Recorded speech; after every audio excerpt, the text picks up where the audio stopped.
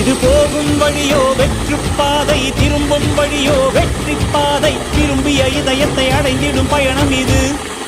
கடல் தாண்டும் பறவைக்கெல்லாம் வழியில் மரங்கள் கிடையாது. ஆனாலும் கண்டம் தாண்டும் சிறகுகள் வலிக்காது. மலையேறும் எறும்பின் கால்கள் வெயிலை மிதித்து உடையாது. மனதோடு காதல் வந்தால் மனிதா தடையேது.